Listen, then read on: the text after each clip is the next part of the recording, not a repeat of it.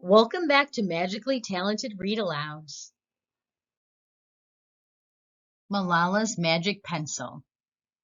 This book is based on the true story of Malala Yousafzai, who was another young hero. She is an activist who fought for women's rights, including the right for women to be allowed to get an education in Pakistan. She won the Nobel Peace Prize in 2013.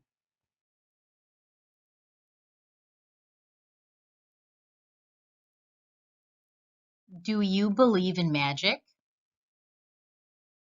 When I was younger, I used to watch a TV show about a boy who had a magic pencil. If he was hungry, he drew a bowl of curry and it appeared. If he and his friends were in danger, he drew a police officer. The boy was a little hero, always protecting people who needed help. How I wanted a magic pencil too. If I had a magic pencil, I would use it to put a lock on my door so my brothers couldn't bother me. Stop time so I could sleep an extra hour every morning. Erase the smell of the rubbish dump near our house. And I would use it to make other people happy. I would draw the most beautiful dresses in the world for my mother, the best buildings in the valley for my father, so he could open many schools where children would study for free. Proper ball, so my brothers and I no longer had to play with an old sock stuffed with rubbish. Every night before I went to bed, I wished for a magic pencil of my own. And every morning I would wake up and check my cupboard, but the magic pencil was never there. One day, I was throwing away potato peelings and eggshells at the dump. I was wrinkling my nose, swatting away flies, and making sure I didn't step on anything dirty in my nice shoes, when I saw a girl about my age sorting rubbish into piles. Nearby, boys were fishing for metal scraps using magnets on strings.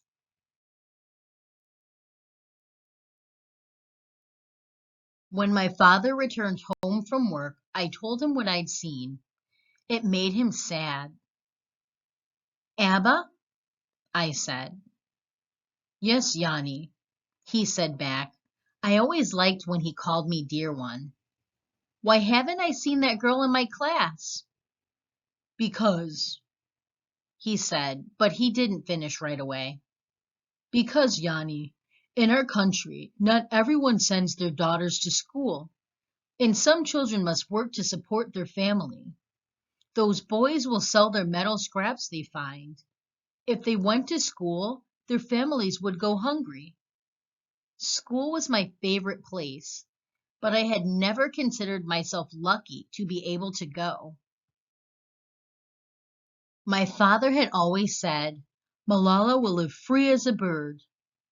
Now I wonder how free I'd truly be.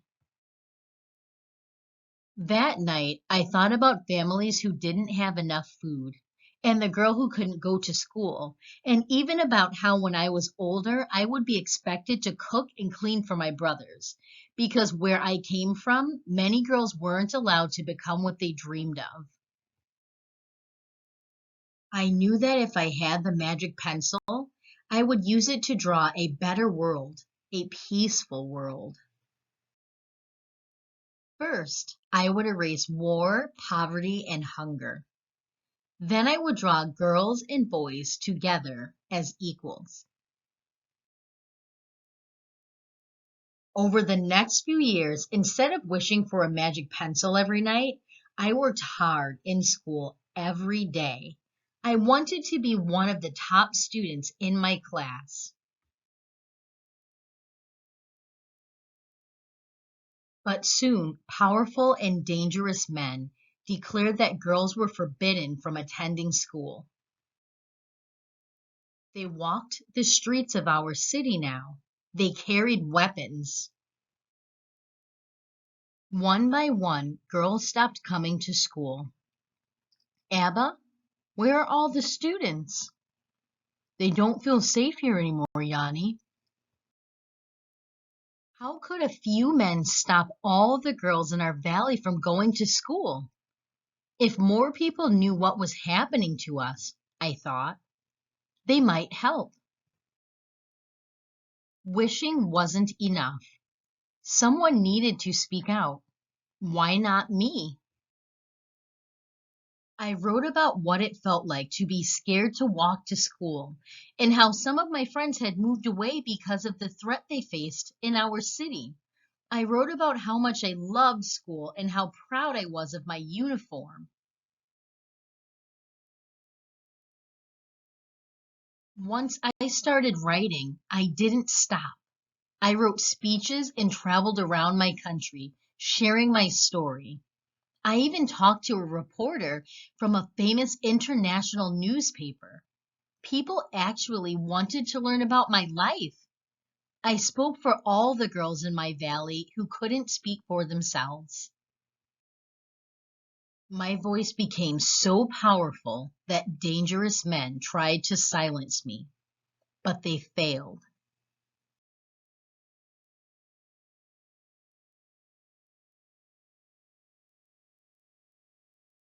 And now my voice is louder than ever. Louder because people have joined me, and together we make a chorus, standing up for what we believe. We raise our voices for those in need, help people in danger even if they are an ocean away. Think of the world as a family. Do you still believe in magic? I do. I wrote alone in my room, but people all over the world were reading my story. Millions now know it and help me spread my message of hope. I had at last found the magic I was looking for in my words and in my work. I am Malala. I've always wished I could make the world a more peaceful place, and every day I work to make my wish come true. One child, one teacher, one book, and one pen can change the world. Dear friend, as a child, I used to watch a TV show called Shakalaka Boom Boom. It was about a boy named Sanju who could make anything real by drawing it with a magic pencil he found. Sanju and his friends were always getting into trouble, and the magic pencil would help them out of it. But my early childhood was mostly trouble-free. I grew up in the beautiful Swat Valley in northwest Pakistan, the sister of two cheeky little brothers and the only daughter of a resilient mother and inspiring father who was a school head teacher. Trouble came to my valley when I was 10 years old, and girls were forbidden from going to school. At first I thought, what can I do? I'm just a child. As I watched my father speak out for girls' education, I realized I had a voice too, and I wanted to use it. I believed then, as I believe now, that all children should have access to education.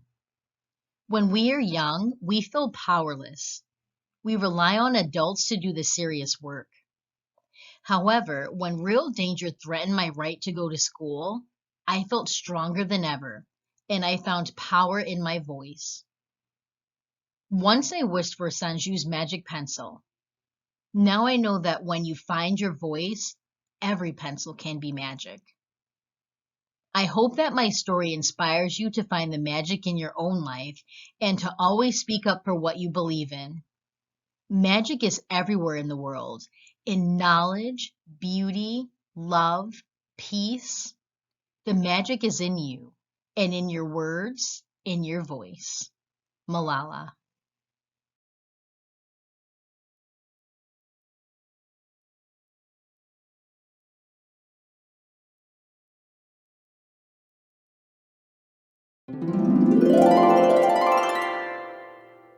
This brings us to the end of our read aloud. Thank you for joining us.